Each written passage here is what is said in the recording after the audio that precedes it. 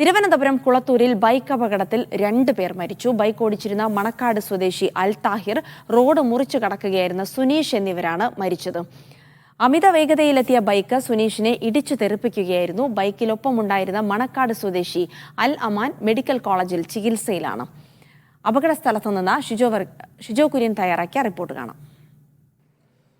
പുലർച്ചെ 3 മണിയോടുകൂടിയാണ് തിരുവനന്തപുരം കുളത്തൂർ ബൈപ്പാസ് റോഡിൽ ബൈക്ക് അപകടമുണ്ടായത്. ഈ അപകടത്തിൽ 2 പേരാണ് മരിച്ചത്. ബൈക്ക് ഓടിച്ച 20 വയസ്സുള്ള അൽ താഹിർ എന്ന് പറയുന്ന യുവാവും കാൽനട യാത്രക്കാരനായിട്ടുള്ള ഈ പ്രദേശത്ത് തന്നെ താമസിക്കുന്ന 29 വയസ്സുള്ള സുനീഷ് എന്ന് പറയുന്ന കാൽനട യാത്രക്കാരനുമാണ് മരിച്ചത്. നമ്മൾ ഈ ദൃശ്യങ്ങളിൽ കാണുന്നത് പോലെ ഇത് തിരുവനന്തപുരം ബൈപ്പാസ് റോഡാണ്. നിരന്തരം വാഹനങ്ങൾ അമിത വേഗതയിൽ തന്നെ കടന്നു പോകുന്ന ഒരു വഴിയാണ്. അപ്പോൾ നമ്മൾ ഈ ദൃശ്യങ്ങൾ കാണുന്ന ഭാഗത്തു നിന്നാണ് ബൈക്ക് ഇവിടേക്ക് വന്നത്. ഇവിടേക്ക് വന്നപ്പോൾ ഈ റോഡ് മുറിച്ചു കടക്കാൻ ശ്രമിക്കുന്നതിനിടെ സുനീഷിനെ ഈ അമിത വേഗതയിലെത്തിയ ബൈക്ക് ഇടിച്ച് തെറിപ്പിച്ചു എന്നുള്ള കാര്യമാണ്, ആ ഒരു വിവരമാണ് നമുക്കിപ്പോൾ ലഭിക്കുന്നത്. ഈ അപകടത്തിൽ റോഡിൻ്റെ ഇടത് ഭാഗത്ത് ഈ അപകടം നടക്കുന്നു. അവിടുന്ന് മാറി ഏതാണ്ട് ഒരു 200 മീറ്റർ മാറി വലത് ഭാഗത്തേക്കാണ് ഈ ബൈക്ക് തെറിച്ചു പോയത്. ഈ ബൈക്കിൻ്റെ പിന്നിലുണ്ടായിരുന്ന അൽ അമാൻ എന്ന് പറയുന്ന ഈ അൽ താഹിറിൻ്റെ സുഹൃത്തിനെ ഇപ്പോൾ തിരുവനന്തപുരത്തെ ഒരു സ്വകാര്യ ആശുപത്രിയിൽ പ്രവേശിപ്പിച്ചിരിക്കുകയാണ്.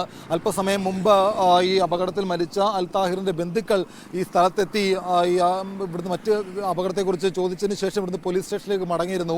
ആ ബന്ധുക്കളിൽ നിന്ന് അറിയാൻ കഴിഞ്ഞത് ഈ അൽ താഹിർ ഇവിടെ സമീപത്തുള്ള ഒരു ഹോട്ടലിലേക്ക് ഭക്ഷണം കഴിക്കാൻ വരികയായിരുന്നു എന്നുള്ള വിവരമാണ് നമുക്ക് അവരുടെ ഈ മരിച്ച അൽ താഹിറിൻ്റെ ബന്ധുക്കളിൽ നിന്ന് അറിയാൻ കഴിഞ്ഞത്. ഇപ്പോൾ അൽ താഹിറിൻ്റെ മൃതദേഹവും മരിച്ച സുനീഷിൻ്റെ മൃതദേഹവും തിരുവനന്തപുരത്തെ മെഡിക്കൽ കോളേജ് ആശുപത്രിയിൽ സൂക്ഷിച്ചിരിക്കുകയാണ്. മറ്റൊരാൾ ഇപ്പോൾ തിരുവനന്തപുരത്തെ സ്വകാര്യ ആശുപത്രിയിൽ ചികിത്സയിലാണ്. ഈ പ്രദേശത്ത് കട നടത്തുന്ന പ്രശാന്ത് നമുക്കിപ്പോൾ ചേരുകയാണ്. പ്രശാന്ത്, എന്തായിരിക്കും ശരിക്കും സംഭവിച്ചത്? ഈ നിരന്തരം അപകടം നടക്കുന്ന വഴിയാണെന്ന് തോന്നുന്നത് അല്ലേ? അതെ, ഇത് നിരന്തരം അപകടം നടക്കുന്ന വഴിയാണ്. നിങ്ങൾ ശ്രദ്ധിച്ചാൽ മനസ്സിലാവും. 6-7 വഴികൾ വന്ന് ചേരുന്ന ഒരു ജംഗ്ഷൻ പോലെയാണ്. ഇവിടെ സിഗ്നലുകളോ മറ്റു കാര്യങ്ങളോ തന്നെയൊന്നുമില്ല. തൊട്ടപ്പുറത്തെ ജംഗ്ഷനിൽ സിഗ്നൽ ഉണ്ടെങ്കിലും അവിടെ സിഗ്നലിൻ്റെ ആവശ്യമായിട്ട് തോന്നിയിട്ടില്ല. അവിടെ പോലീസുകാരെ വെച്ച് കൺട്രോൾ ചെയ്യുന്നതാണ് മെയിനായിട്ട്. ഇവിടെ തന്നെയാണ് വേണ്ടത്. ഇവിടെ ഒരു ദിവസം ചെറുതും വലുതുമായിട്ടുള്ള ഒരു 3-4 ആക്സിഡൻറ്റ് ഡെയിലി ഉണ്ടാവുന്നുണ്ട്. ഇവിടെ രാവിലെ കുറച്ചുകൂടെ കഴിയുമ്പോൾ തന്നെ ഇവിടെ പോലീസുകാർ വന്നിട്ട് തന്നെയാണ് ആൾക്കാരെ റോഡ് ക്രോസ് ചെയ്യിപ്പിക്കുന്നതെല്ലാം തന്നെ. പിന്നെ ഇവിടെ MGM സ്കൂള്, ഫ്ലാറ്റുകളെ അവിടെ നിന്നെല്ലാം വാഹനങ്ങൾ ഒരു നിയന്ത്രണമില്ലാതെ വന്ന് കയറിയാണ് ഇവിടെ ആക്സിഡൻറ്റുകൾ സ്ഥിരം സംഭവിച്ചുകൊണ്ടിരിക്കുന്നത്. രാവിലെ ഈ സമയം ഇപ്പോൾ ഒരു 9 മണി പോലും ആയിട്ടില്ല. ആ സമയത്ത് മുമ്പ് തന്നെ ഒരുപാട് വാഹനങ്ങൾ വലത്തേക്കും ഇടത്തേക്കും ഒക്കെ നിരന്തരം സർവീസ് റോഡിലടക്കം പോകുന്നുണ്ട്. അപ്പോൾ ഈ നിരന്തരം വാഹനങ്ങൾ കുറച്ചുകൂടി കഴിയുമ്പോൾ ഓഫീസ് ടൈമൊക്കെ ആകുമ്പോൾ ഒരുപാട് വാഹനങ്ങൾ വരും. അപ്പോൾ അങ്ങനെ ഈ ബൈക്കുകളുടെ അമിത വേഗത അപകടത്തിന് കാരണമാകുന്നു എന്ന് തോന്നുന്നുണ്ടോ? അതെ, അങ്ങനെ ഇവിടെ ഇപ്പോൾ ശ്രദ്ധിച്ച് നോക്കിയാൽ അവിടുന്ന് സ്ട്രെയിറ്റ് റോഡാണ്. ഒരു ആക്കുളം ബ്രിഡ്ജ് കഴിഞ്ഞിട്ട് ഒരു സ്ട്രെയിറ്റ് റോഡാണ് കിട്ടുന്നത്.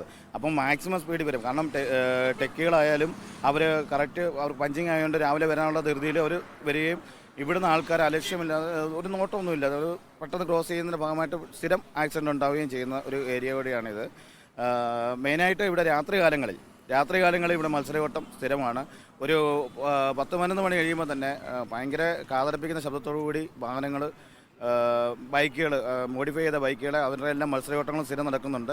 അത് തന്നെ രാത്രി കാലങ്ങളിൽ ആക്സിഡൻറ്റുകൾ ശരിക്കും ഉണ്ടായിട്ടുണ്ട്.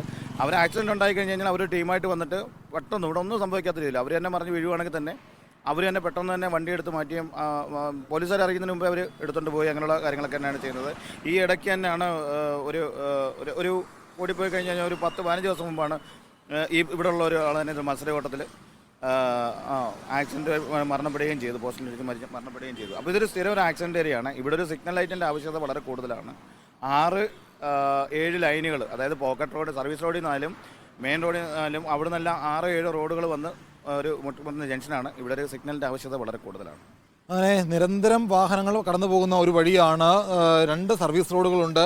ഒരു 4 കൂടുന്ന ഒരു ജംഗ്ഷൻ പോലൊരു സ്ഥലമാണ് ഇവിടം. അങ്ങോട്ടും ഇങ്ങോട്ടും ഒക്കെ വാഹനങ്ങളും കാൽനട യാത്രക്കാരും ഒക്കെ പോകുന്നതാണ്. പക്ഷേ അങ്ങനെ പോകുന്നൊരു സ്ഥലമായിട്ടും ഇവിടെ ഒരു സിഗ്നൽ സംവിധാനങ്ങളോ അല്ലെങ്കിൽ മറ്റ് വാഹന യാത്രകൾ ക്രമീകരിക്കേണ്ട സംവിധാനങ്ങളൊന്നും തന്നെ ഇല്ല എന്നുള്ള ഒരു കാര്യം കൂടിയാണ് ഈ പ്രദേശവാസികൾ പറയുന്നത്. എന്തായാലും ഇപ്പോൾ രാവിലെ ഉണ്ടായ അപകടം എങ്ങനെ സംഭവിച്ചു, ഈ അപകടത്തിൽ മരിച്ച ആളുകൾ എവിടേക്ക് പോവുകയായിരുന്നു, ഇതടക്കമുള്ള കാര്യങ്ങൾ കൂടി പോലീസ് അന്വേഷിക്കുന്നുണ്ട്. കുറച്ചുകൂടി കഴിയുമ്പോൾ ഈ അപകടം സംബന്ധിച്ച് കൂടുതൽ വ്യക്തതകൾ വരും.